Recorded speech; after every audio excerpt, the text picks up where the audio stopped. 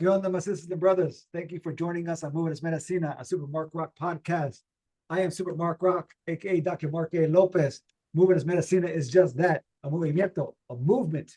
I am aiming to motivate gente, the people, the community to build healthy habits and rituals by speaking to me, gente, specifically my A1s, my hermanas y hermanos, dope, educated individuals, and exploring their active lifestyles and mental well-being strategies to recognize our collective dopeness in the process.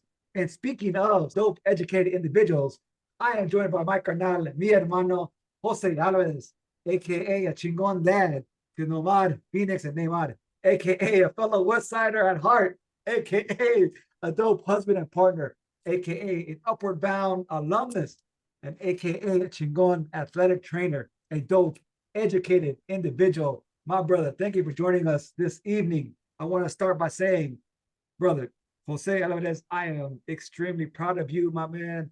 We go back some time, but I just want to start there of how proud I am of you. You are doing the damn thing, hermano. You are doing it. So please share with the listeners, the viewers, who's Jose Alvarez? What's your story? Tell us about Jose. Yeah. Hey, Mark. Thank you for having me on your show, on your podcast. First of all, I want to say proud of you for your endeavors, your courageousness to always do more, always pave the way. I mean, I met you years ago. I think How far back? How far? it's close to 20 years. See, that's right. So, I mean, you haven't stopped paving the way. I don't know. You must be tired.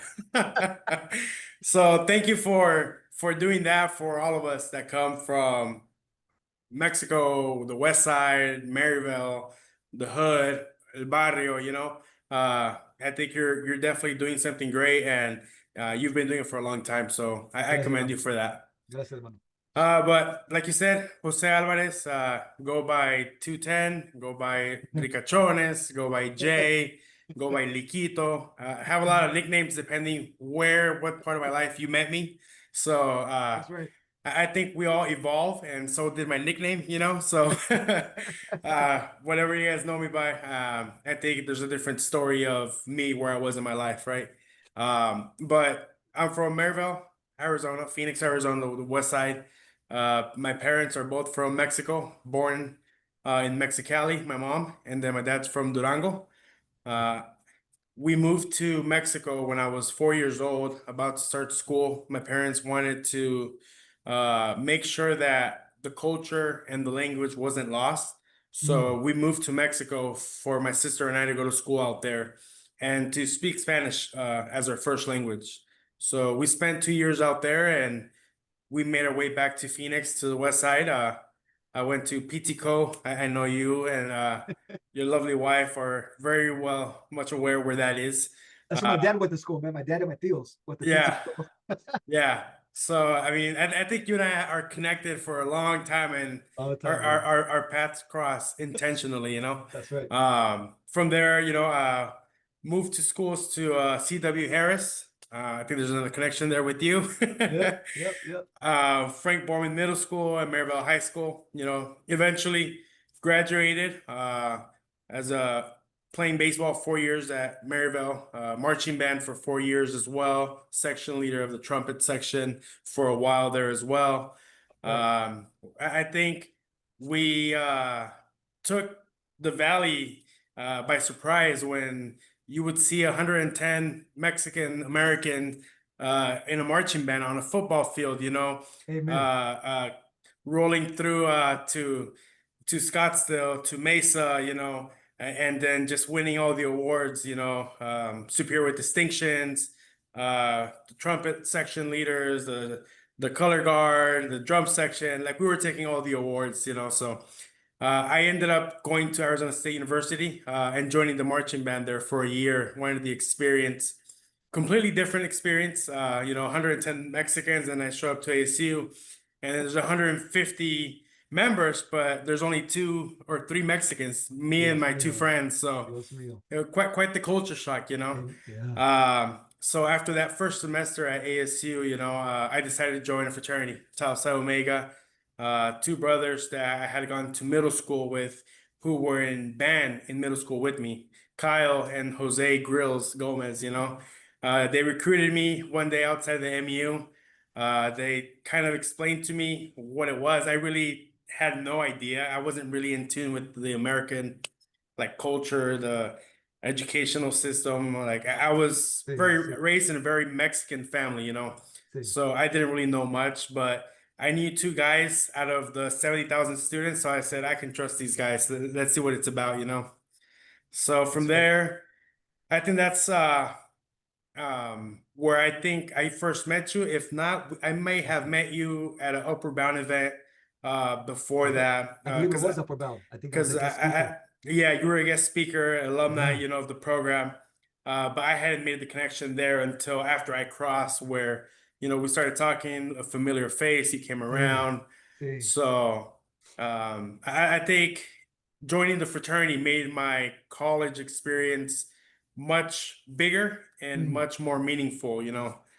So right. I have a lot of thanks to give, a lot of gratitude to you and the founders, you know. Um, and I know our founding date is coming up here as well as we speak. I'm not sure when you're going to air this, but we're right around the corner with that too. So I think it's a good time to take a moment, you know, and just thank the founders for Thank you, setting bro. the way and giving the Latinos and all of the minorities at ASU a place to feel comfortable, to feel safe, to feel courageous, to feel the ability to be someone, you know. Sí, sí, Um, absolutely. so from there, you know, I set my eyes on, you know, getting out of Phoenix. I don't like the heat at all. I knew I wanted to get a master's degree. I knew my career was in athletic training, so grew up a Red Sox fan, you know. So I wanted to be close to the Red Sox in one way or another to try to maybe land a job with them out of college. So I went to grad school at Bridgewater State, Massachusetts, Mhm. intentionally. Didn't look at tuition, didn't look at all the barriers that would derail me from not wanting to go. I was like, I'm just gonna go. I don't Sí, care like what it takes. Like I know I got to be here. This is my career, what it looks like, and I think from here I can spring forward to land a position. You know, so sure enough, did 2 years my master's program at Bridgewater State. I had you visit me there. I think sí. you are the only brother that has visited me everywhere that I've been, literally. Like, I mean, I'm like forever like indebted to you. Like you have supported me every step of the way. You know, Upward Bound, ASU, the fraternity, grad school, Dominican Republic, Miami. I mean, you don't stop following me. We've met up in Philly, we've met up in New York, we've Sí, ran together. I think in multiple states. I think that's kind of I feel very blessed, you know, to have somebody like you because, you know, in my career, as I'll go a little further into that a little bit later, but, you know, we tend to spend a lot of time alone, you know, and then all of a sudden you pop up and it's just, it uplifts me, you know, it gives me energy, it keeps me going. It's just seeing a familiar face. So, sí, like I brother. said, I'm really blessed to have you in my life, you know. Amen, brother. No, I appreciate, and again, I'm just a huge fan since the day we connected and as the Upward Bound, then at ASU through your career trajectory, grad school, of course, but up through your career trajectory, just constantly rooting for you. I'm inspired by you. I mean, you set out this dream for yourself in Manitoba, and you've done it, man. You Mhm. since you were an undergrad, saying like, Yeah, nah, I'm on this trajectory. I'm gonna do this. And yeah. you're doing it, brother. You're living your dream. And I got to share with the listeners and viewers, I have to give you a few additional flowers. Yes, we're connected through, Arizona State University, Upward Bound. You're an amazing father. You're an amazing husband and partner. You're passionate about fitness, health, and mental well-being, man. But I gotta share, bro, with the listeners and viewers, you've been a trainer for some amazing clubs, brother. You for the Boston Red Sox, for the Aguilas de Mexicali, trainer for both the Dominican Republic and Venezuela baseball teams, the St. Louis Cardinals, Mexico's national baseball team, a member of the championship Chicago Cubs baseball team.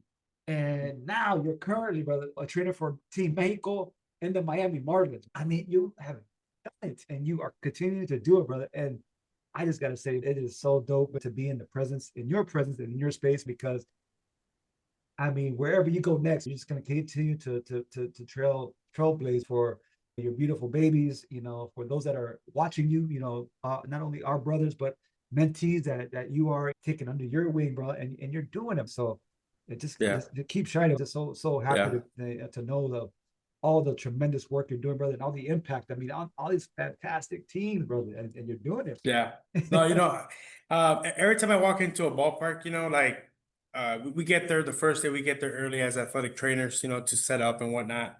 See, Once we set up, I go outside to a dugout. I take a look, and especially Chase Field, but every field that we go to, like I go look up to the top row because that's where I was every summer, 20 games during the summer, watching a baseball game as a little kid, see, saying one day I'm going to be down there on that field. I don't know mm, how, but I'm going to be there.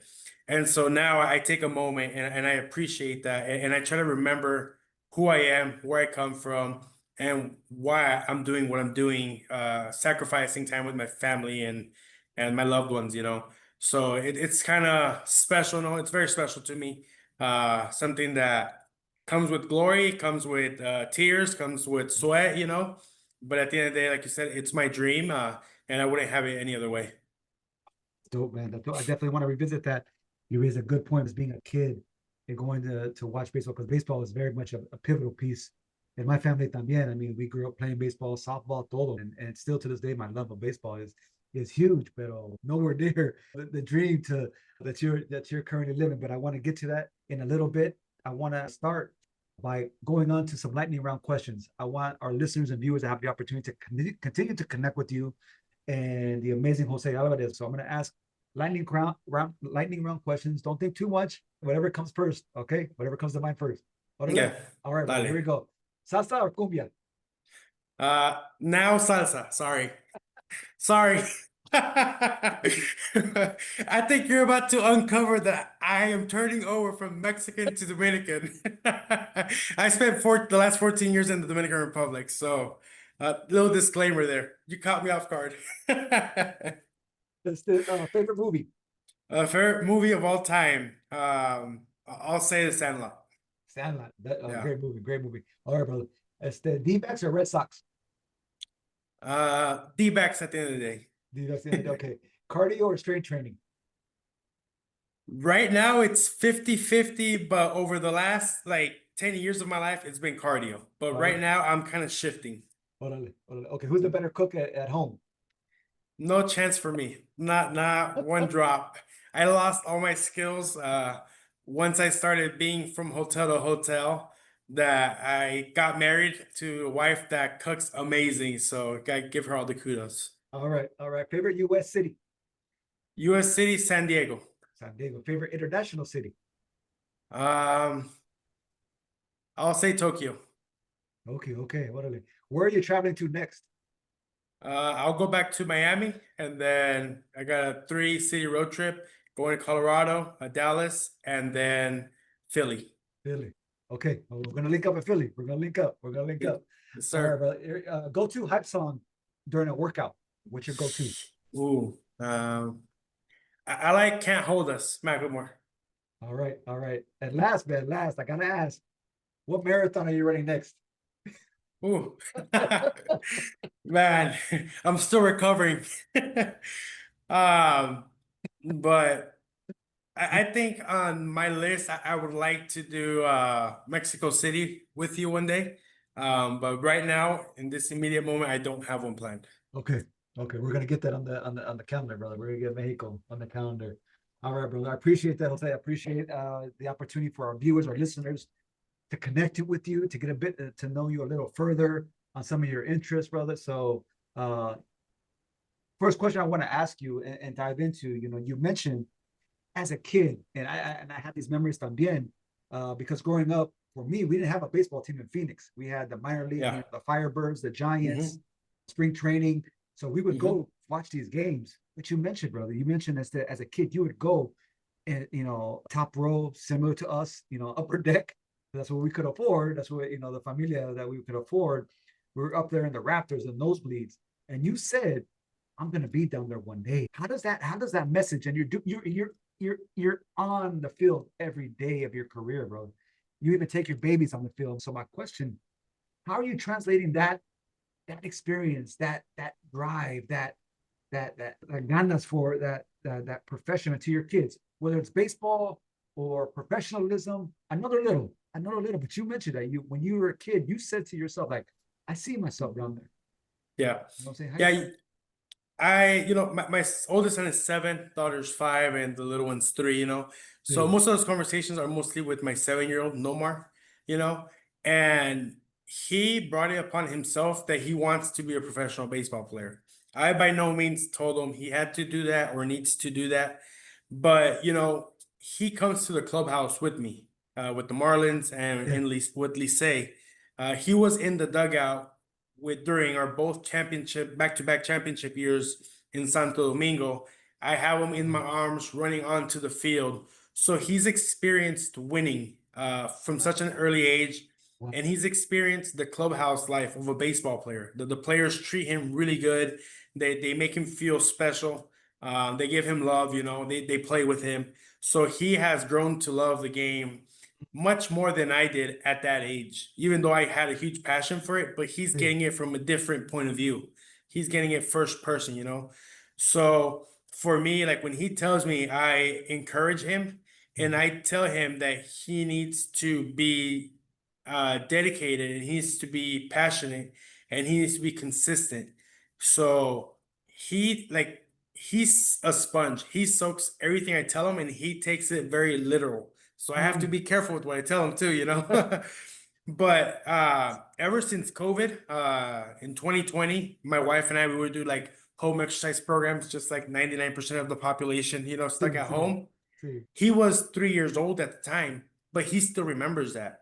So Mm. to this day, he wakes up, him and his sister and brother, and the first thing they do is they go get on YouTube and they look for a 20-minute video on Wow, exercise, and they're wow. exercising every morning before they do anything else. Mira. So he Oh is my already goodness. applying his dedication, his consistency by doing something so small See, of see, physical see, activity. see. So that's my message to him. It's like whatever you're gonna do, just be consistent, be passionate, and just do something every day towards your goal. Amen, man. Amen. And I love that, bro. I mean, he's encouraging his hermanita. I mean, she sees this.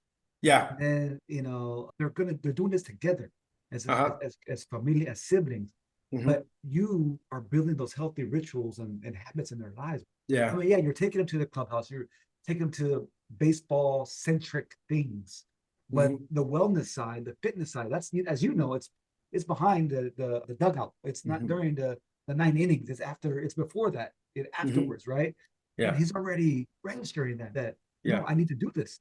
This is Yeah. part of my life. This is part of culture for us. Hmm. This is the norm that we do Yeah. this. They're seeing you do it, but like, okay, I'm saying work hard. Papi said work hard. So this is what I'm seeing others do. That they work out, Hmm. and they're doing that. Yeah. And you know what's funny is actually just yesterday, my wife told me that the night before they were doing their night prayer. See, It was my wife's turn to pray. uh-huh. And in the middle of her prayer, my daughter Phoenix says, Mom, time out. Can I say something? And my wife says, Yeah, for sure. Hmm. And she's like, God, please help us stay skinny and fit. She's 5 years old, and she brought And that fit. to God's. Yeah, she wants to make sure that God helps her stay fit and skinny. That's how she views it, you know. So it's something that is already embedded in them. That, like I said, we don't do it in any way to kind of overtake their thoughts or their actions, but through our examples that we Amen. gave our oldest son, he now is pouring it onto his sister, and she's catching on, and then the little one as well. They're watching, brother. Watching. They're watching you all do this. I mean, the fact that she's praying for strength. She's praying to continue this journey. It's beautiful. That's a testament to you both, not as parents, Mhm. because she sees the benefits. She's seeing this is a part of your all's familia, Yeah. and a critical piece of building these healthy habits so early. Yeah. Right? Yes, it's focused on around baseball for you in the familia because your profession, but they're seeing you work out. They're seeing you all do walks. They're seeing you all engage in physical activity towards goals. And they're like, huh, okay, this is our norm. We don't know anything different. And like Yeah. you said, it's pouring on to down to each sibling. You know what I'm Yeah. saying? And it's just beautiful to hear that, but to also witness it. I mean, Yeah. what's that mean for you, bro? As a father, you're seeing this in real Yeah. time. You know what I'm saying? You're seeing your babies partake in this lifestyle. What's that Yeah. mean for you? I give a lot, if not all the credit to my wife. And I always tell her, like, when I first met her and I saw her healthy habits, her nutrition, I was like, this is the type of woman I want to be the mother of my kids. Like the junk food, the fast food, like Yeah. that's not really part of her upbringing. Her parents were very healthy as well. Um, so the way she cooks for them, the way she educates them through nutrition, like that's all my wife. Obviously, we talk about it and we have the same ideas, but my wife's the one that's there 24/7. I'm gone one week in, one week out. I don't see them for 3 months at a time from point to point, in time. But my wife is the one that's there doing it every day with them. Although it's a collaborative, mindset and culture that we've created, but my wife definitely has a lot of the credit there. Mm. I mean, I don't know the family dynamic, so I believe you when you say this. But I mean, brother, you are literally in the fitness and wellness space as your profession. I mean, Yeah. you are bringing a layer to that también. I mean, I know we've talked about at length on what she brings on the nutrition side, on the home front, on the parenting side, especially being away. I mean, that's Hmm. nothing to turn an eye to. Again, I believe you wholeheartedly, 100% in her role, but your profession is literally this space. Hmm. When did that begin for you? I mean, yes, you played baseball, you were in band, growing up, going to baseball games. I know you mentioned to Hmm. me time and time again how big of a fan that your pops is for baseball. También was a baseball Hmm. family, but when did your own wellness journey begin, and why did you start it? Yeah. So as far as my career goes, I fractured my hand the summer after my high school year. Mm, And when I went to the health center at ASU, the doctor who attended to me was the team doctor for the Diamondbacks at the time. And at that time, I was in WP Carey School of Business. I thought I was going to be on the business side of the game. But deep down, I knew that that's not really what I wanted, but that's all kind of like what I knew. mm, Um, I really wanted to get on the field. I was like, I want to be on the field. How can I get there? So when I fractured my hand and I talked to the doctor, I asked him about different roles within the healthcare field that are involved in pro baseball. And he mentioned athletic training to me. In high school, we did have athletic trainer, but I never saw her. It was mm. one for all the sports, and Right. baseball is not that high risk for injury, for traumatic injury. So I never got injured. I didn't really know what athletic trainers were. And coincidentally, my freshman year at ASU, in the summer, I went to the National Athletic Trainer Association convention in Philadelphia. And one of the nights we had like a get together at the museum at the Rocky Steps, Uh-huh. and people have like their name and it says like where they're from and their level of where they work. Sí. And I ran into this lady and it said Maryvale High School athletic trainer. And I'm like, wait, what? So here I am, like so many miles from Phoenix, and I Sí. finally meet my athletic trainer. And now I know what an athletic trainer is because now that's what I want to be. So I connected with her then, asked her several questions, and it was kind of funny of like where I became to know who my athletic trainer was when I was in high school years ago. Mm. So that's when I knew that I Wow. wanted to become an athletic trainer was when I injured my hand. And it kind of I put it together, being that my first language was Spanish. As I told you, we went to Sí. Mexico, Sí. came back to the States, and I remember going to the pediatrician, as a little kid. and not really ever understanding fully the conversation with the doctor, not really always comprehending what the instructions were on medication or what to do. Because there was a point in time where I did have a little bit of like a murmur that they had kind of noticed for my heart, but I really didn't have much trust in the healthcare system because I really didn't understand. So Mm, once I found out that 40% of the players in the minor leagues are Latinos that come from Latin America that don't speak English, I was like, there must be a need for Spanish speaking athletic trainers. So I did mm, research. mm. At that time, we were living at the Jamo house with my fraternity brothers. I know you remember that house. A lot of good times there. Just trying to tie it back up to the fraternity, you know.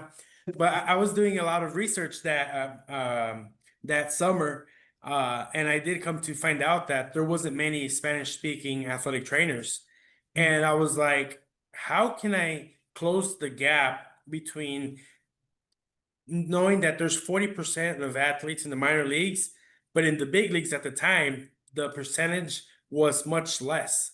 So mm, it's like, what's happening? You know, so I figured that I could be a plug there, like a bridge to try to help athletes overcome their injuries, their rehab, their illnesses, whatever medical events that they were having, to making sure that they adhere to the protocols, the medication dosages, the rehab programs, and to give them a better shot at coming back stronger, healthy, and at the same level of competition as they were previous to injury or illness, you know? mm. So I kind of connected my experience not knowing English to the fracture in my hand, to meeting my athletic trainer, to wanting to be somebody for Latinos, for Hispanics, to help them reach their goals.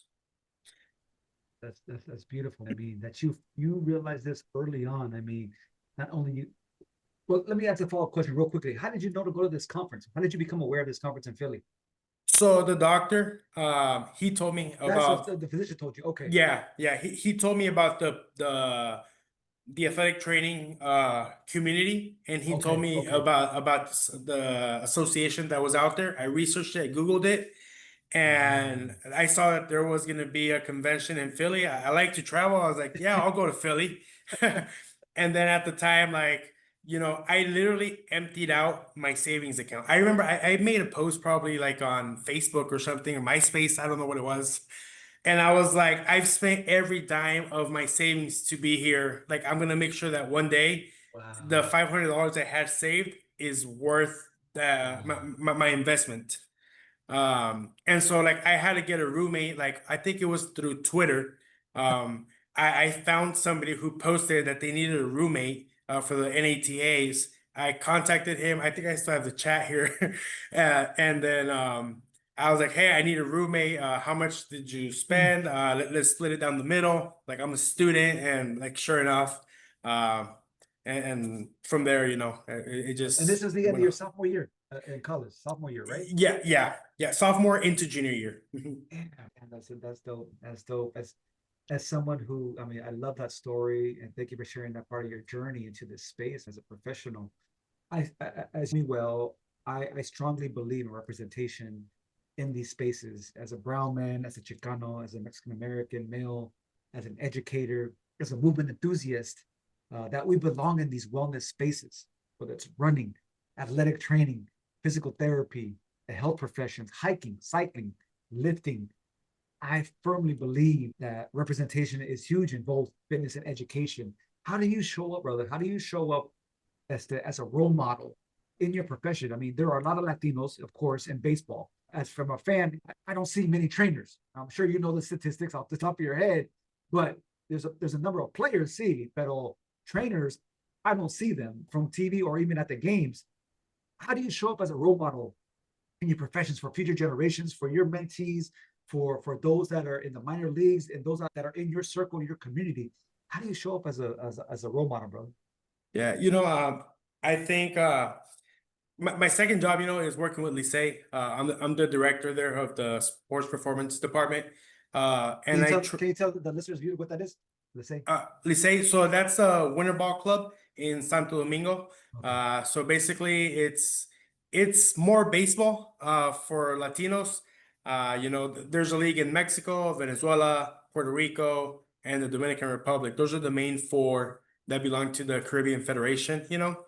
And so the champion of each country will then represent the country in the Caribbean series in February.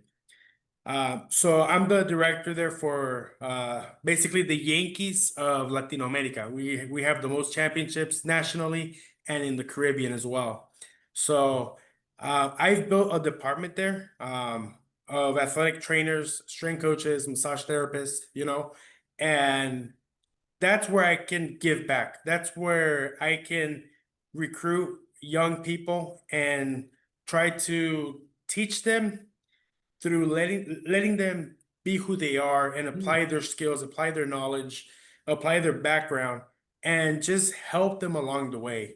I want to be that person that I always needed and wanted, but never showed up. Amen. That's the space that I use to try to give back. So at my department, I have a head trainer, an assistant, a physiotherapist, and a massage therapist, like I said.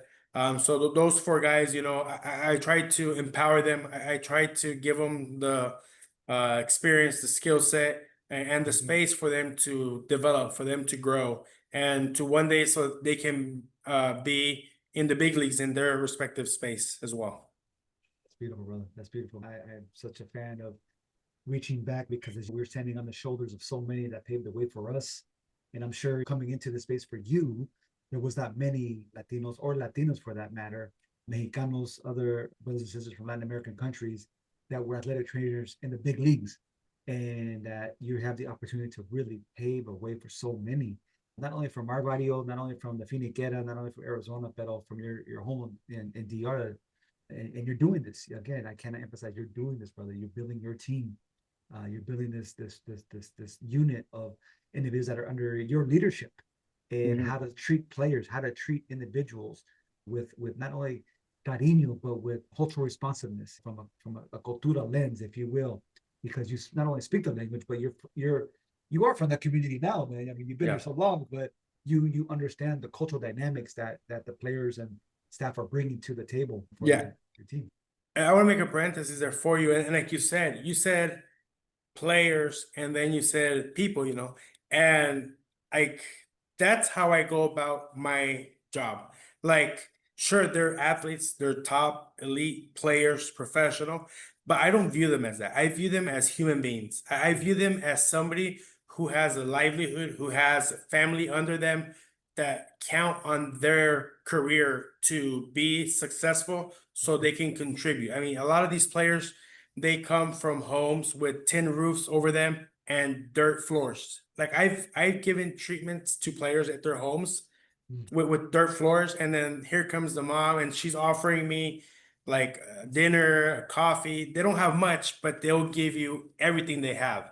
So I view these as human beings, and I want to serve them. I want to make sure that they have the best opportunity to get back on the field.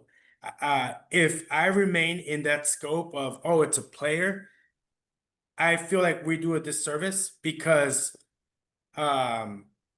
baseball, sports, it's kind of cruel, to be honest, because when somebody's injured, like the season continues on.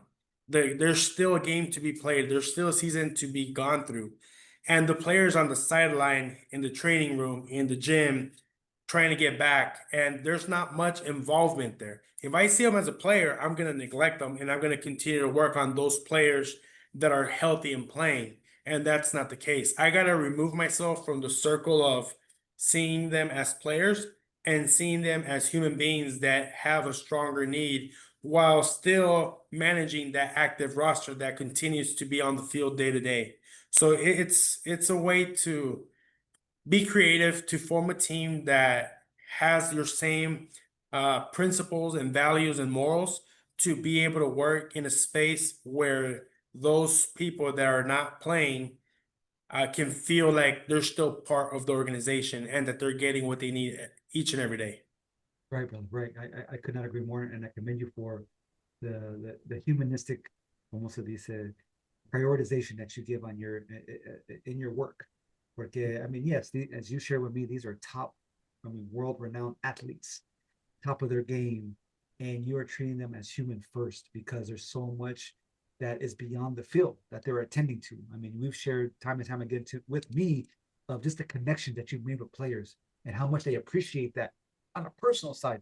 Not even talking about baseball, but just on a personal side, caring about their well-being, caring about their family, caring about their mental health, and how far that goes with your colleagues, because that's what they are. They are your colleagues. These aren't, your players. These are your colleagues that you work with day to day, Yeah. and how much that means to them, and as to how appreciative that they will pour onto you and love you for that, because there's just so much beyond. Yes, that's their career. So much is riding on the game, their job. But if they're not well mentally, of course, physically, they're not going to be able to perform at the top of their game. And you're going that extra mile, sounds like, so much of the time, because it's not just happening in the training room. It's not just happening in the weight room or, the PT session. It's happening over a cafecito, over a meal, that you're connecting with your colleagues about, hey, ¿qué pasa? I noticed you were off today. I know something's going on. Yep. And you're almost serving as a counselor, as an advisor to them, Yeah. because it's more than just the weight room and the physical therapy, right? Yeah, definitely. And we have people in the mental health space, in the mental skill space, in the sports psychology space that do that. So you have to be careful with the boundaries of all that. But Right. at the same time, you do connect with them at the Right. human level, and you Yeah. try to build positive rapport. And hey, how's your daughter doing? I know she was sick. Are you getting Exactly. sleep? Exactly. Hey, do we, you know what? Let's hold off. Go take a nap. We actually have rooms for them to nap. So hey, go take a nap. We'll work during the game. Like we make adjustments on the fly. Like we're talking with human beings. Like it's no longer a textbook. So Yeah. now like real life happens. These players have things that happen at home, and we have to make sure we're aware, we're conscious in order for them to give us the best during our session. That's right. Otherwise, like it's not even wasting my time, wasting his time, and now I neglected the players for no good reason. That's right, man. That's So right, man. it's just being aware of who you're working with and what's going on. And I love that fact that you mentioned that there is a whole wellness, mental health side of the game, that individuals there's teams in place to attend to those needs of the athletes, of your colleagues, that because it is real. I mean, it is a very real aspect of the game, and that baseball has invested in the mental Yeah. health, mental wellness of that side of the game. So I appreciate you saying that. Yes, you're also connecting on a personal level, on a professional level, but I mean that's just about building rapport, building connection, so they can have the trust, so they can have ultimately just the trust in you, that you're the professional serving them. Let me ask you this, bro. Let me ask you this. I know you wear a lot of hats. You wear a lot of hats. You just mentioned you have a second job. You're pretty much working all the time. You're traveling all the time, brother. You connect with players. You connect with your colleagues. You're a father. You travel. You're a husband. How do you prioritize that mental wellness and health in your day-to-day life? How do you keep it all moving, my man? How do you Yeah. attend to your wellness and mental health? I have to be very intentional about that. And it changes by seasons. And I'm not talking about summer, spring. I'm not talking about baseball season, spring training, or winter ball. I'm talking about the seasons of my life. So I have times where I'm alone in Miami. I have times where my wife is visiting me for 2 weeks. I have times where I have my kids in town for 10 weeks. I have times where I'm back alone. So every season that goes on, I go about it different. Right now, my family's back in the Dominican. They just started school, the kids. So right now, I wake up and I do physical activity before I get to work. Whether it's a run, whether it's a stadium run at the ballpark, I do all the stairs, or whether I go to the gym hotel, or if the gym hotel is not good, I'll go early to the ballpark and I'll get my workout in there. I need to make sure that my head is clear, that my energy levels are running high, and that I am focused, because dealing with, it's a 26-man roster, 27-man roster now. But I have like 10, 11 guys that I work with daily. So I have to be prepared mentally for each one when they're coming. I schedule the time for them to be here. They respect that. Something comes up, I tell him, hey, we're gonna put you over here in this little gap because now I still got 8 people behind you. So I can't, if I get back behind with you, you're gonna throw off the rest of my people, you know? See. So I take the mornings to get at least 60 to 70 minutes of a workout in, to go in prepared. Hmm. Now, when my family is here with me, I do it at night after the game, because my mental time, where I'm going to clear my head, is playing with my kids, taking my son to the ballpark, to the baseball field, and then going back to the apartment, picking up the other 2 little kids, and we're all going to the pool now, or we're all going to the park, we're all going to the museum, and that's my physical activity. It's not running, it's not strength training, but it's throwing pitches to my son. It's running around the playground. It's playing The Floor is Lava at the park. That's my way to clear my head before I go to work. So it looks very different from week to week, depending who's in town, who's here, who's not, and what's next. So Beautiful, brother. That's beautiful, man. And I love the how you opened with that conversation of intentionality. I think, as you mentioned, we go through so many seasons of our lives, not only in age, professional, but our own individual seasons at that, and what we are going through, what our healing is at the moment, but intentionality around that space. As you mentioned, intentionality to spend time with your kids and your wife, intentionality to go run before you start the day professionally, or whatever it is that you set that intention out for yourself, brother, and it's beautiful. It is beautiful, and I cannot stress that enough of for others to really focus on the intentionality and stay and stick to that. But brother, yeah. I want to share, man. I Hey, often see. right, just to interrupt you real quick because the What? intentionality, but it's real life and shit happens. So the coolest thing happened to me a couple Amen. weeks ago. So we were in Boston, Fenway Park. I'm there, and it's like a little kid at Disney World. It's like living my dream. Like Fenway Park for me, it's like the granddaddy of all, So I have to do the stadium run in the morning. And one thing or another, that second day, we had an earlier scheduled day to start. So I wasn't able to get my run in. And some things happened during the game where I knew that the next morning I was going to be busy at a doctor's office. So I said, you know what? I am not leaving Boston without running this stadium. Like, I need to run this stadium. The second game finished. It was like a 4:30 start.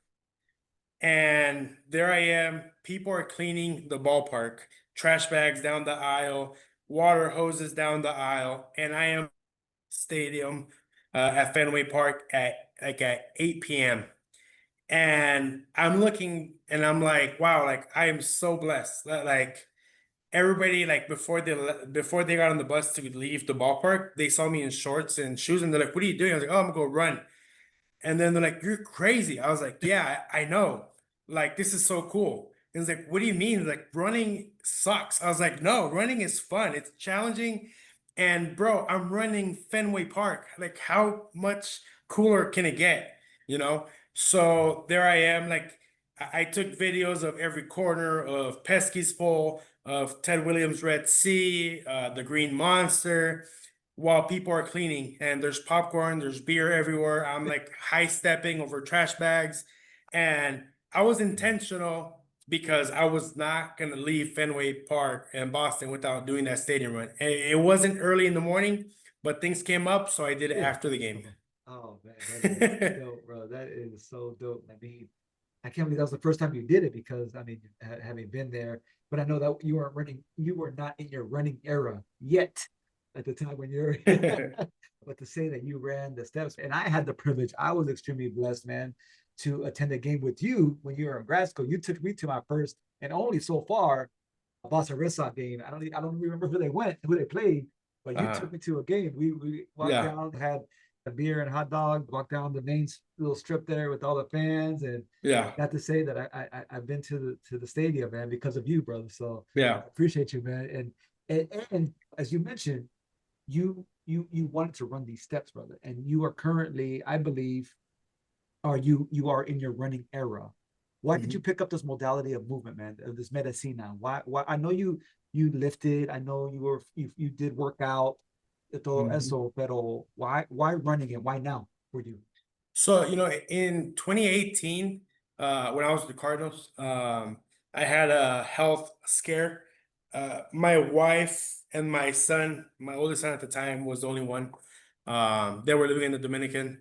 We were in the middle of my wife's residency process, and with Trump in office at the time, like everything was so backed up, and there was no answers as to when she would get it. Mm.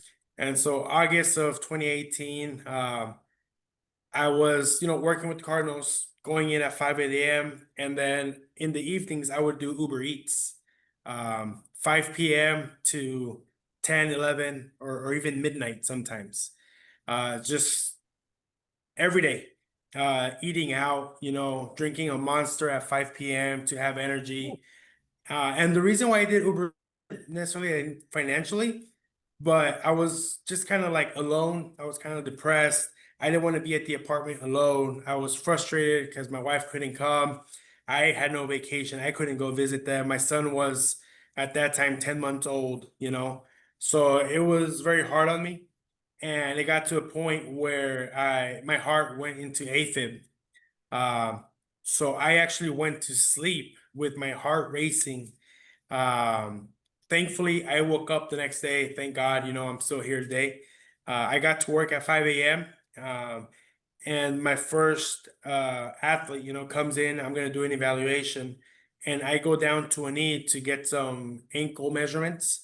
And as soon as I stood up, like I felt like the world just went upside down. And I don't know how, but I didn't faint. I didn't pass out. I didn't fall. I just grabbed onto him. And I told my boss, hey, I have to go to the emergency room. There's something that's not right. So I actually drove myself to the emergency room. That's just Dios probably mío, like Dios three miles down. I got there, thankfully. I got there and my heart was racing 184 beats per minute. Um, mío.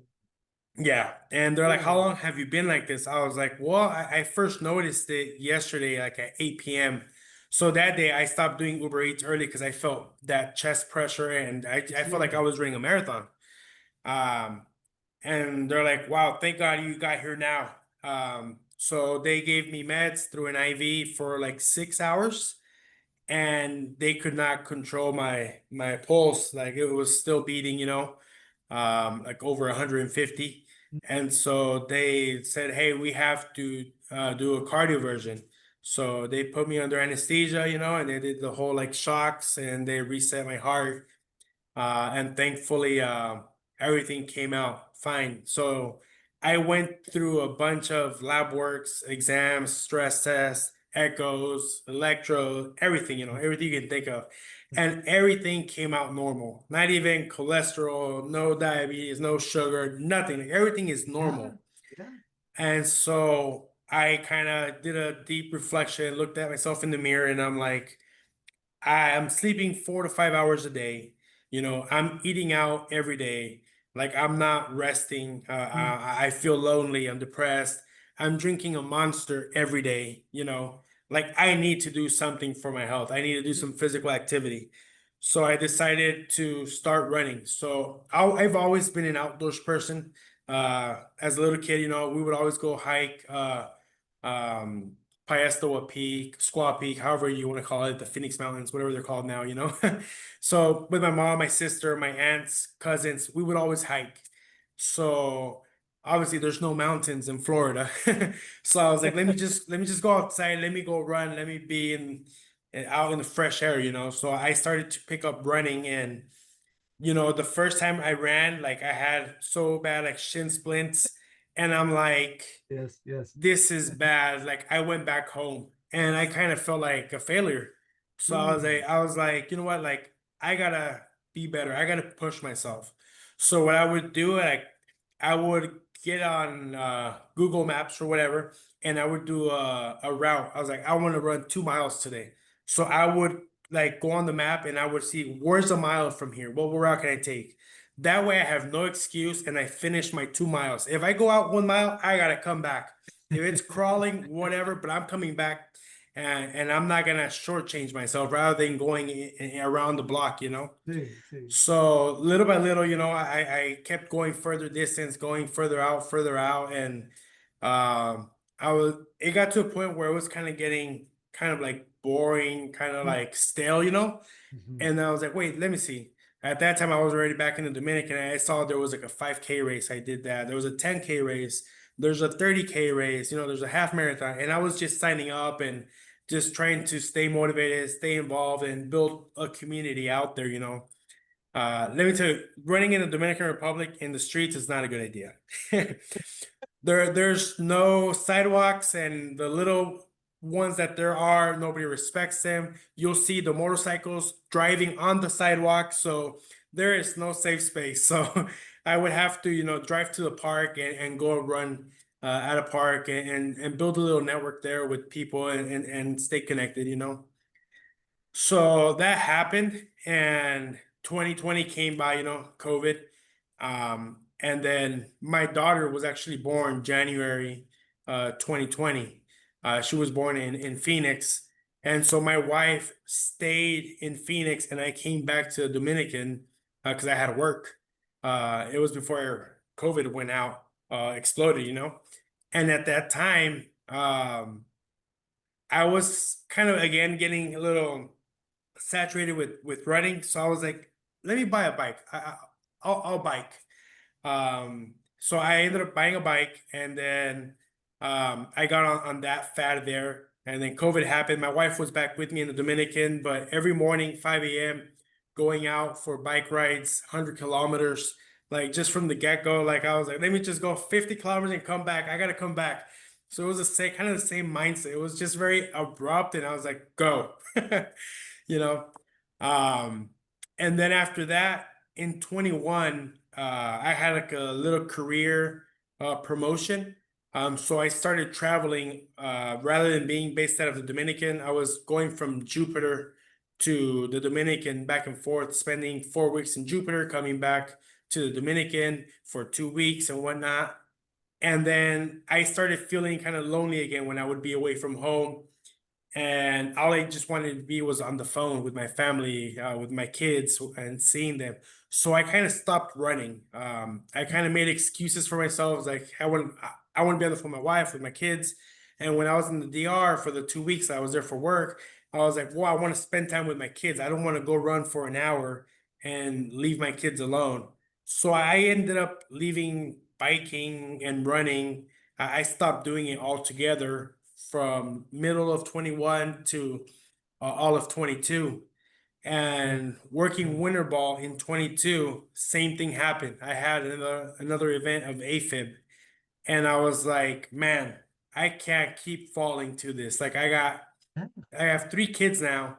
Like I want to see my kids grow up. I want to That's right. see That's them. right. I want to raise them. I want to, you know, be there for them through all their, you know, milestones and their life events. And Mhm. so I made That's a right. That's promise to right. myself that I would continue with physical activity. After that point, having AFib in the Dominican, don't recommend it. It is, I mean, they didn't even have the equipment for me to have a Mm, cardio version. I mm. went to sleep under their guide, under their Wow. observation, you know, Yeah, yeah. waiting for a machine to come the next morning to get my heart to Mm, reset again. Thankfully, I wook up and my heart cleared on its own. Thank God, you know, did a miracle there for me. And since then, I said to myself, you know, like I'm gonna stop this excuses, this BS. Like whether it's running, whether it's my kettlebell workouts, whether it's biking, I'm gonna dedicate every day 60 minutes of physical activity. Not if it's not for me, it's for my kids. It's amen. to see them grow. So Amen. they're my why. They're my motivation to continue Cool. with my physical activity, no matter what season of life I'm in. I either do it in the morning or I do it after the game, and I just get it done. That's beautiful, brother. That's beautiful. And that's something that I constantly remind myself and people that I come in connection with. as well as my community is recuerda tu porqué, remember your why. Mhm. And your why is your babies, but also it's your health, because you Mhm. don't want to have that scare again, because you want to be here for your kids, man, and see them grow Yeah. up and see them thrive and see them just live their life to the fullest. And I often encourage individuals who are beginning their journeys around wellness, around fitness, mental health for that matter, is remember your why you're beginning this journey. For me, so much of it is around healing Mhm. from generational traumas, from professional traumas, from childhood traumas. But it's a state of healing that I'm in. That Mhm. that a lot of that is my why. And I say that, excuse me, I say that because a lot of individuals that may be listening, watching us in this conversation may not have begun their wellness journey, or they feel stuck. They feel stuck. They just feel like, damn, I just cannot get out of this funk that I'm in Mhm. as a professional, but not only as a professional in this space, but also someone who's dedicated to 60 minutes every day. What would you tell those individuals, brother? What would you tell those individuals that, what words of wisdom would you have around their wellness and journey, their Yeah. fitness journey? I would say lay out your roadblocks. Like look at yourself in the mirror and put it out there. What's keeping me from doing my physical activity? And once you have it in front of you, you can create a plan to remove those roadblocks from getting you going and getting you started and making you continue on that path. So for me, I knew that once I leave work at 5 p.m., I'm not going home to work out. So what do? I thankfully I have a gym at my work, and I get my workouts done or my runs done at work. When I get home, it's time for my family. I've already done what I did because my roadblock is when I see my family, when I see my kids, that's who I'm gonna spend the rest of the day or the night with. So laying out your roadblocks, what's getting in the way from you to do it, write it down, see it, create a plan, and just overcome those roadblocks. Love that, man. Love that, man. Love that Hmm. perspective of what is getting in your way. If it's self, if it's commute, if it's time, Hmm. map it out. Put it out on paper. Look at yourself in the mirror. I love that. I love that Yeah, perspective, bro. That's yeah. let me ask you this question. Let me ask you this question. What comes to mind for you when you hear or see Movement Es Medicina? Man, you know, like it comes, it's a lot to be honest, because I can see it, I can feel it, I can smell it because I've ran with you 10 miles and we don't smell the greatest, you know? But like I see a lot of sweat, I see a lot of work, I see a lot of dedication behind it. I know the purpose is greater than Mark, you know? Uh, but I literally see you. I see your face. I see how much you have set aside to do something for the greater community. And it's inspiring to be honest. And I love the logo because one, it's got the M for Maryvale. And two, like that design, I actually have a tattoo on my forearm. I'll see if you can see it.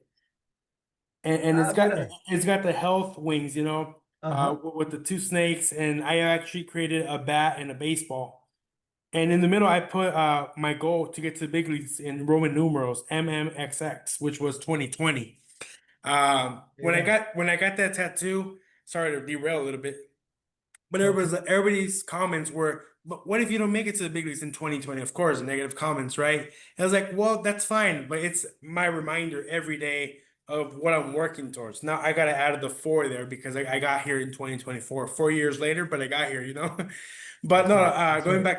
going back to the comment, like the logo is great. I love the logo, but I mean, I see a man behind a movement that is trying to do something for the greater good of the community across not only the US, because obviously you've touched me and I'm in the Dominican Republic. And I'm sure you have people in Mexico that are following you as well. So the community, it's not Maryvale anymore. It's not Phoenix. It's not Philly. It's not DC where you've been, or it's not San Fran. Your community has expanded outside of the borders and into other nations. So it's something bigger than I think you thought it would get to as quickly as it has. Thank you, brother. Love that. I love that. Thank you so much. Yeah, it's definitely greater than me. It's bigger than me. To your point, just to emphasize that it's definitely a collective. It is for us in the space who are trying to be their best versions of selves, but also for their future generations. You know, what I'm saying, being a future ancestor. You know, for your babies that you've mentioned multiple times. I mean, being the healthiest version of you for them so they can live and thrive and be their healthiest versions as well. So I appreciate you saying that. It's something that I do not take lightly in building this community because it is for us and it is a collective for us, brother. I asked my previous guest to give me a question. They don't know who you are. They have no idea who my next guest was going to be. So I asked them, give me a question for my next guest. So here's the question. Okay. Are you ready for it? Okay. All right. What makes your spirit dance? What makes a spirit dance? Yes. Huh. Um, I would say, and it goes back, and I think you know who I am, and probably my answer's probably not gonna surprise but what gets my spirit to dance? It's my kids, man. Like, you have no idea how noisy my kids are. But with that noise, it means health, it means liveliness, it means joy, it means happiness, it means love.